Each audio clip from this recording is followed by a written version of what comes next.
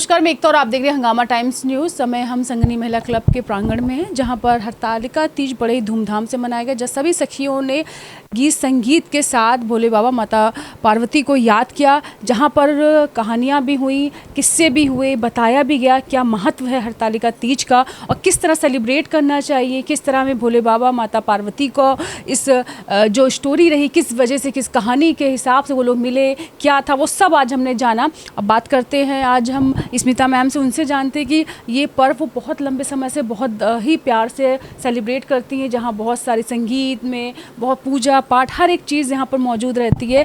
लेकिन बहुत सारी खास बात तब मिल जाती है जब संगनी महिला क्लब की सभी महिलाएं इकट्ठा होकर एक साथ मिलके उस त्यौहार में चार चांद लगा देती हैं। आपका स्वागत है मैम हंगामा टाइम्स में। आपको बहुत बहुत बधाई हरतालिका तीज की।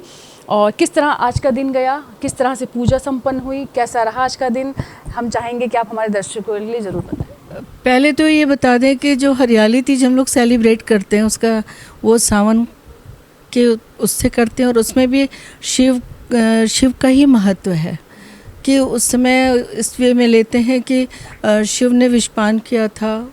दूसरी चीज़ है कि पार्वती से उनका पुनर्मिलन हुआ था, तो चूँकि उन्होंने विषपान किया था तो उस समय शिवलिंग की पूजा स्पेशली की जाती है, और जल का प्रवाह उनको प्रॉपर दिया जाता है ताकि जो उन्होंने विषपान किया था सृष्टि की रक्षा के लिए तो उनको सुकून मिले। पर यहाँ पे कथा बदल जाती है।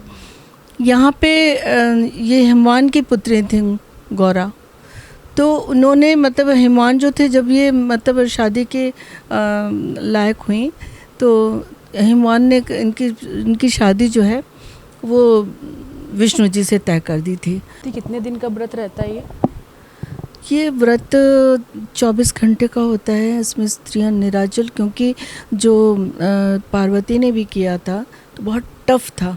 वो जंगल में थी और मतलब वहाँ पे जो भी कंद मूल और ये सब का परित्याग करके उन्होंने निराहार रह के ये व्रत किया था, और उन्हें शिव प्रसन्न होकर उनको शिव पति के रूप में प्राप्त हुए थे। तो वो कॉन्सेप्ट चला आ रहा है कि इसीलिए स्त्रियां भी निराहार रह के व्रत करती हैं, पति के मंगल कामना करती हैं, अखंड सौभाग्य के लिए ईश्वर के सामने प्रार्थना करती हैं। तो इस तरह से 24 घंटे निराहार व्रत रह के शाम को इस समय इनकी पूजा की जाती है, जिसमें शिव परिवार, शिव पार्वती और गणेश के साथ इनकी मिट्टी की मूर्ति लाई जाती है। और उससे उनका, क्योंकि जब पार्वती ने भी इस दिन व्रत रखा था तो बालुकामयी मूर्ति बनाकर उन्होंने पूजा की थी और फिर विसर्जित किया था। तो वो चीज़ अभी तक चली आ रही है कि उसी तरह से बालुकामयी मूर्ति रख के उनकी पूजा करते हैं। उनमें पीला सुगंधित चंदन, भस्म और अक्षत, फूल, माला, भांग और अबीर बुक्का, ये सब से उनका अभिषेक किया जाता है।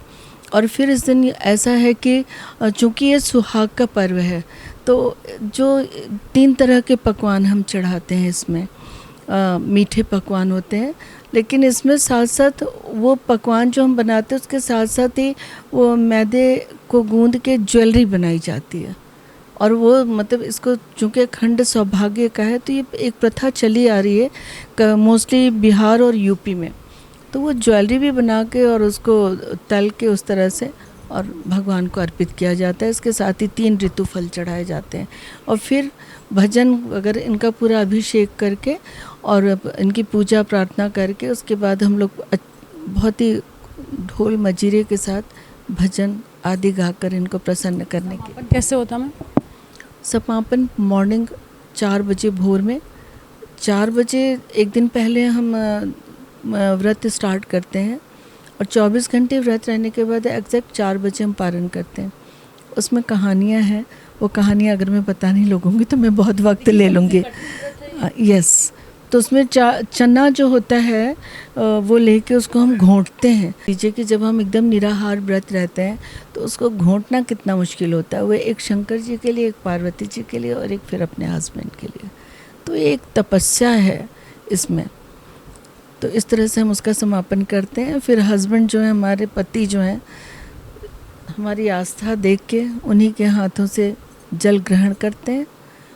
और आपने ये देखा कि ये प्रथा जो है वो करवा चौथ में भी है, तो इसमें भी उसी तरह से जो हमारे हस्बैंड हैं वो हमें ये जो थी मन ही मन शिव को ये मान चुकी थी, तो ये बहुत ज़्यादा अंदर से दुखित थी। और पिता भी बड़े स्ट्रिक्ट थे, हिमान जो थे वो किसी भी कीमत पे, कि चूँकि शिव जो है पहाड़ों पे रहते हैं, उनका दिनचर्या बिल्कुल अलग है, उनका रहन सहन बिल्कुल अलग है, उनका खान पान बिल्कुल अलग है, तो तुम ऐसी जगह जंगलों में भूत प्रेत और जानवरों के बीच में तुम कैसे अपना जीवन यापन करोगी। तो लेकिन फिर भी इन्होंने मतलब ये नहीं मानी, और जब उनका दबाव बहुत ज़्यादा बढ़ा तो ये फिर घनघोर जंगल में अपनी एक सखी के साथ बात करके और आपस में सलाह मशवरा करके वो जंगल में निकल गई थी। चूँकि इनको सखी अली इनको लेके जंगल में गई थी, तो इसलिए भी इसको हरितालिका शब्द मिला इसका। उसके बाद उन्होंने घनघोर वन में तप किया और इनकी तपस्या से प्रसन्न हो शिव ने इनको दर्शन दिया और उनको वर्ण करने का उन्होंने वो वादा किया इनसे। तैयारी कैसी रहती है? ये हमारी जनरेशन ही है जो कमिटमेंट करती है और उसको पूरा करती है। जो ये तीज त्यौहार और जिस तरह से विधिवत हमारी जनरेशन कर रही है, तो हमारी एक तरह से कोशिश भी यही रहती है, ख़ासकर मेरी रहती है, कि जिस तरह से हम लोग ये इस तरह से बंद के भारतीय संस्कृति में के अंतर्गत जितने भी पर्व आते हैं, जितने भी त्यौहार आते हैं, जितने भी व्रत उपवास आते हैं, उसको जो विधिवत करते हैं, तो हम जो नई युवा पीढ़ी है उनको भी संदेश देते हैं कि तुम हमें देखो, हम जिस तरह से जिस रास्ते पे चल रहे हैं, अपनी पुरानी परिपाटी को लेके, हम अपने पुराने नियम कानून के तहत बंध के अपने को संयमित रख के, तो आज भी हमारा प्यार जो है वो पहले जैसा ही नया है। आप भी अगर इस तरह से अगर फॉलो करोगे, इस तरह से चलोगे, तो एक तो ये भी बात होती है एकता कि इस तरह का जो हम विधि विधान से और नियम के तहत बंध के चलते हैं, तो हमारा जीवन ही अनुशासन प्रिय हो जाता है और आपसे प्रेम संबंध और इनके लिए ये व्रत रखा गया है, आस्था है, विश्वास है, वो हमारे साथ हैं। आज इनका बर्थडे भी है। सर, आपको बहुत सारी जन्मदिन की बधाई, बहुत सारी शुभकामनाएं। और सुबह से आपकी धर्मपत्नी आपकी लंबी आयु के लिए, कुशल मंगल के लिए उन्होंने व्रत रखा, तो आपने क्या क्या किया है?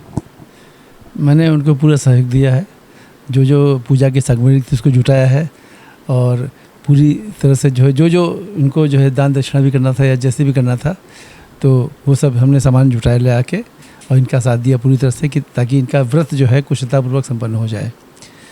और इस व्रत के बारे में एक दुविधा और रह गई थी, जो कि मैं दूर कर देता हूँ। एक्चुअली हनुमान जी ने इनकी पार्वती जी की शादी जो है तय कर दी थी विष्णु भगवान से। अब जब पार्वती जी ने शंकर जी को प्रसन्न किया और शंकर जी को का व्रत करके और उनको पाने के लिए उनसे जो है आज्ञा लिया, शंकर जी ने उनको वरदान दे दिया, ठीक है एवं वस्तु, हम आपसे शादी करेंगे। अब भगवान विष्णु से तो शादी तय हो गई थी और इधर शंकर जी से शादी की बात हो गई थी, तो बड़ा ये गड़बड़ हो गया कि अब विष्णु जी को कैसे मना किया जाए, क्योंकि ऑलरेडी शादी एक तय हो चुकी है, तो वो शादी कैसे कर सकती है। तो फिर पार्वती जी ने दोबारा से विष्णु भगवान का जो है वो ध्यान किया और उनका जो है उनका पूजा किया और उनको प्रसन्न किया, मतलब तब करके। और फिर विष्णु भगवान प्रसन्न हो गए और आए कि भाई पार्वती जी आप क्या चाहती हो। पार्वती जी ने कहा कि देखिए, हमारे पिताजी ने आपसे शादी तय कर दी थी, परंतु मैं तो शिव जी की चाहती थी, तो अब चूँकि आपसे शादी ऑलरेडी तय हो चुकी है और शिव जी से शादी अब हमारी होना है, तो इसमें बड़ी बाधा है कि हम आपसे शादी कैसे मना करें। तो विष्णु भगवान ने कोई दिक्कत नहीं है, मैं आपका भाई बन के रहूँगा और आप जो है शिव जी से शादी कीजिए और प्रसन्न रहिए। दूसरी बात यह है कि फिर भगवान विष्णु ने साक्षी के रूप में इनके शादी का जो है वो पूर्ण कराया। और ये जगह वहाँ पे है, केदारनाथ मंदिर के पास में एक जगह है त्रिगुनारायण, तो वहाँ पर जहाँ शंकर और पार्वती जी की शादी हुई थी, वहाँ भी अभी भी वो हवन कुंड जलता है, जिसमें कि इन्होंने फेरे लिए थे। वहाँ पे जहाँ पे इन्होंने शादी हुई थी वो भी जगह भी वहाँ मौजूद है। और तीसरी बात है कि वहाँ पे शंकर पार्वती की और विष्णु जी की फ़ोटो लगी हुई है। विष्णु जी साक्षी बने हुए हैं कि शंकर पार्वती की शादी यहाँ कराएंगे, ताकि कोई किसी भेदभाव ना। हमारा हिंदू समाज हिंदू रीति इतनी बढ़िया है कि कोई भी इस तरह की चीज़ें अगर होती हैं तो उसको बहुत सहूलियत से उसको निपटाया जाता है।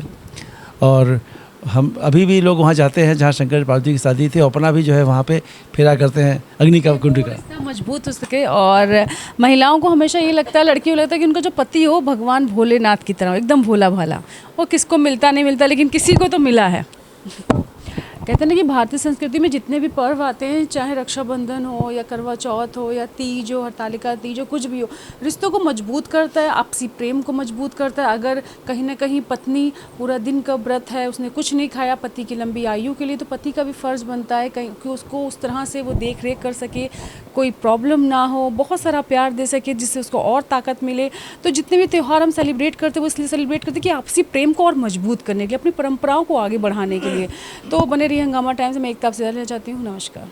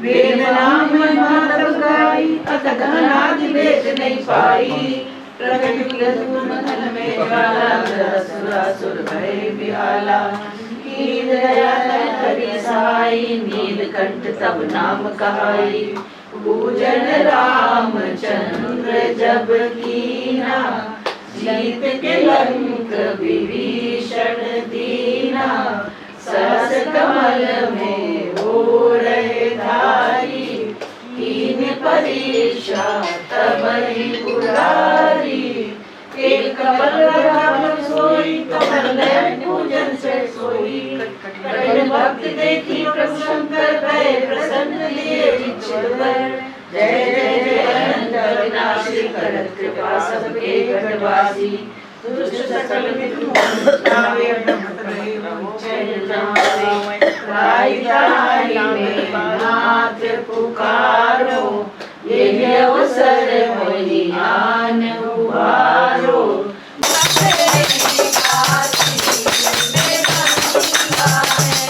सुना है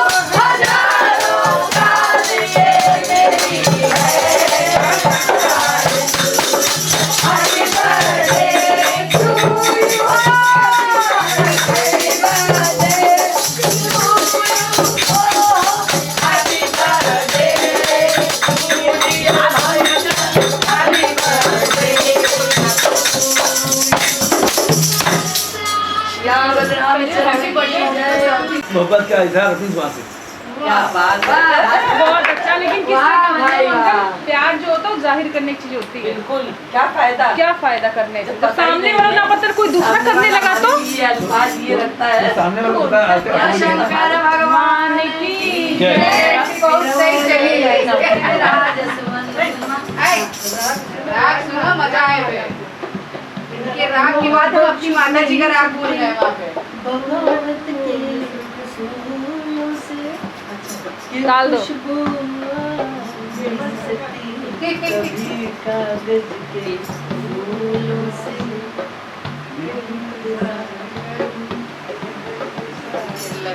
जय गणेश